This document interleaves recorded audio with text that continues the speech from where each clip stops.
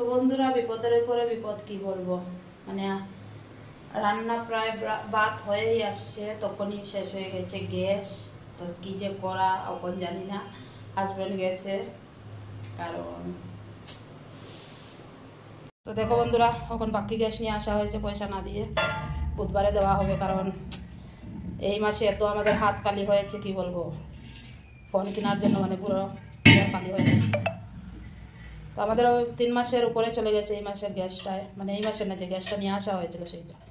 তো ভাতটা খারাপ হয়েছে কি না দেখতে হবে, তাই না?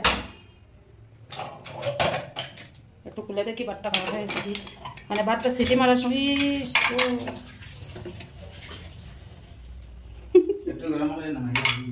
জানি না ভাত কি হবে, কারণ ভাত তো পুরো প্রায় হয়েই এসেছিল। কি হয়েছে তাহলে তো ভালো। আর এখানে বসিয়েছিলাম সবজি। হ্যালো বন্ধুরা, আজকে কি খাবো বলো তো? আজকে আম মাখা খাবো।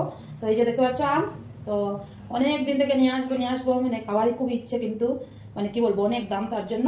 তো সেই দিন নিয়ে এসেছি, রবিবারে নিয়ে এসেছি, নিয়ে এসে খাওয়া হয়নি, কারণ মেয়ের স্কুল ডান্স ক্লাস, তো তার জন্য আর মানে টাইম নেই। তো আজকে নেই, ডান্স ক্লাস নেই, তো তার জন্য করছি আম মাখা। ঠিক আছে, আম ভর্তা বলো মাখা বলো। তো চলো বানিয়ে নেই, তারপর